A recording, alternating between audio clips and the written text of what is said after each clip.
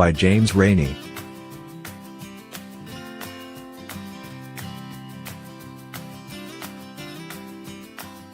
After struggling with heart disease for decades, the renowned climate scientist Wallace Broecker had made it clear he was acutely aware of his own mortality.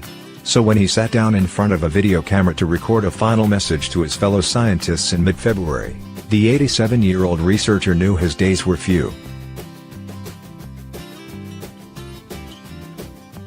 The man who popularized the term global warming and who first described the critical role the world's oceans play in the climate had an urgent message for 40 of the world's top climate scientists.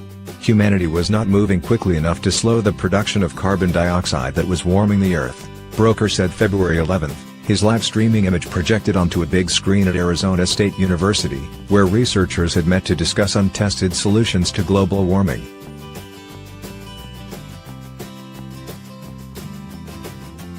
It was time for humankind and the world's scientific community to begin to seriously study more extreme solutions to the climate crisis, Broecker said. That included creating a massive solar shield in the Earth's atmosphere, a tactic known variously as geoengineering, the sulfur solution, solar radiation management and the Pinatubo strategy.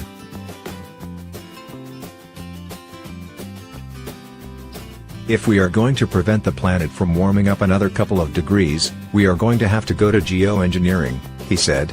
The price of continued inaction, he added somewhat ominously, could be many more surprises in the greenhouse known as Earth.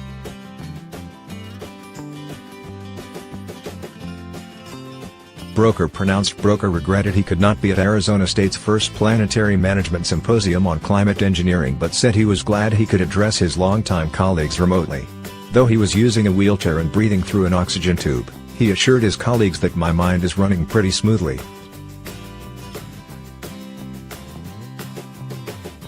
A week after his dramatic appeal, Broecker died of congestive heart failure, inspiring praise for his work as the grandfather of modern climate science. His death, and his final message to scientists, re-energized the debate over the sort of re-engineering of the Earth's climate systems that Broecker and other academics had broached as early as the 1970s.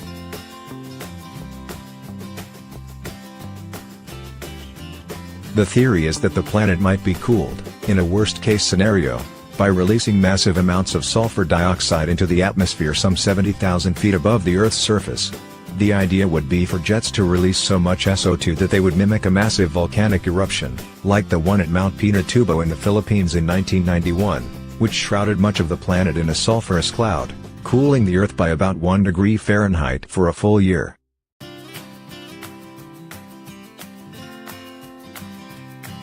Many scientists have been hesitant about pursuing such an extreme measure, citing scientific, ethical, legal and political dilemmas. Tampering with Earth's atmosphere was not a preferred alternative, Broecker had acknowledged, but he insisted that his fellow academics needed to be ready, should last-ditch measures be needed to prevent a climate catastrophe.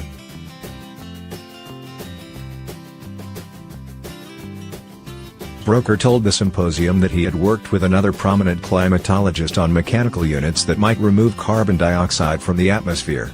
But 100 million of the devices would be needed to get the job done, he said, and there was no sign that the world's leaders had the political will to get the job done.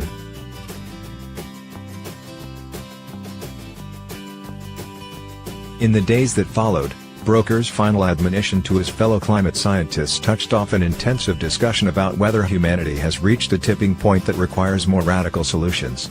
The debate has been conducted civilly and mostly via email among climate researchers around the world. It has no predictable outcome. A majority of the world's climate scientists may oppose radical geoengineering, but most of those who heard Broecker's words agreed that research on the sulfur solution should proceed.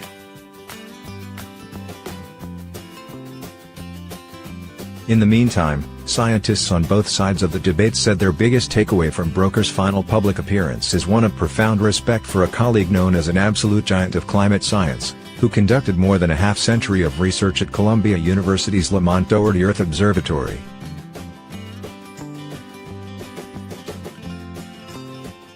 To see this great scientist speaking at this late point in his life, when he was so obviously sick and frail, was really just very, very moving, John Shepherd, a British climatologist, said. To see Wally speak so coherently and so inspirationally was quite a moment.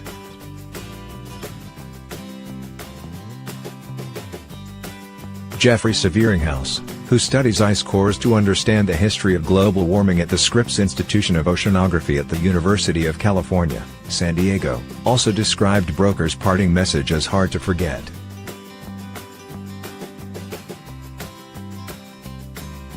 "It was very touching. It was very profound," Severinghaus, who studied under Broecker, said. "He was dying and every small effort was difficult for him. But it was important to him to speak to us."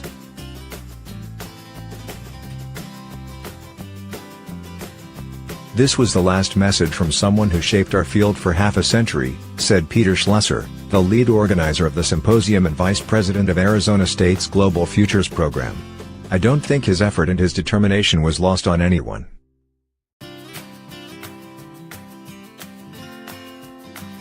That sense of moment was acknowledged even by those, such as Severinghaus, who disagreed with Broecker's position. Those scientists believe that sulfur injections into the atmosphere have too many potential pitfalls. They could alter weather and rainfall patterns so severely that agriculture would be disrupted on a mass scale. They could trigger unknown collateral weather calamities. And, perhaps the biggest concern of all, they could prompt humanity to continue with the dangerous burning of fossil fuels.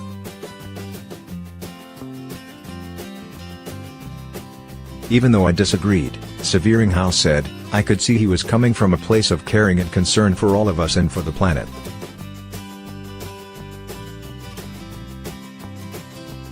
The Arizona State University meeting had been in the works for many months, prompted to a large degree by Broecker himself.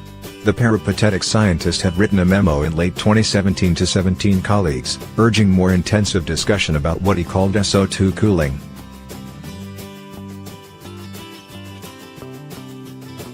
Over the last 50 years, the ratio of energy from fossil fuels 85% to that from other sources 15% has not changed. Several billion people still live in poverty. Those who own fossil fuel reserves will do everything possible to make sure they are burned, he wrote. "I wish I could be my usual optimistic self and believe those who say we are on the brink of an energy revolution. But I can't." Following the 2017 memo, Broecker began to work with Schlosser and other old associates to organize a meeting about radical solutions to global warming. The topic was provocative enough to draw some of the world's leading climate scientists to the campus in Tempe, Arizona. While Broecker was too sick to join, his association with the event gave it extra appeal. Many recognized him as their mentor, a Renaissance man who was not constrained by formal academic boundaries. He had breadth of knowledge about Earth systems that few people could ever touch, Schlosser said.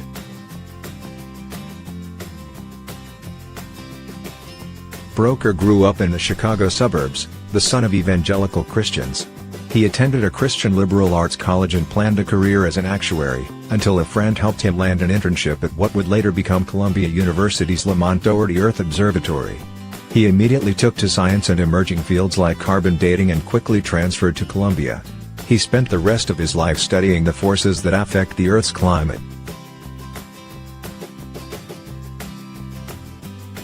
Broecker often spoke about the climate system he studied for his entire academic life as an angry beast, adding, "And we are poking it with sticks."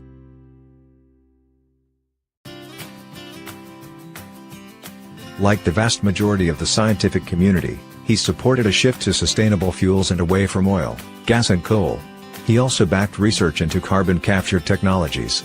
But he despaired that humanity was moving too slowly and spoke in recent years with increasing fervor about the possible need for a solar shield.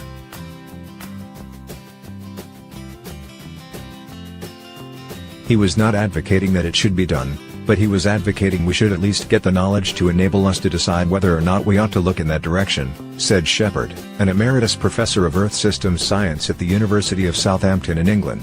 While he could see his time on Earth was quite limited, and I think he wanted to make sure there were a bunch of people who would carry on the initiative after he was gone.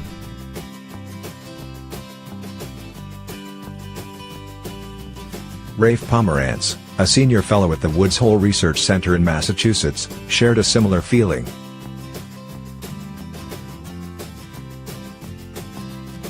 His view is impossible to ignore, Pomerantz said. His critiques of the current path must be answered.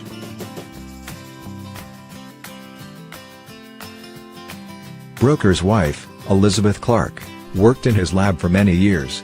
She emphasized in an email the urgency her husband felt about the search for climate change solutions.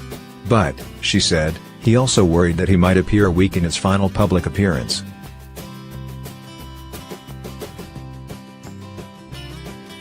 The truth is, Wally was never weak, Clark said, most especially when it came to science, most especially when it came to saving the planet to any and every degree possible.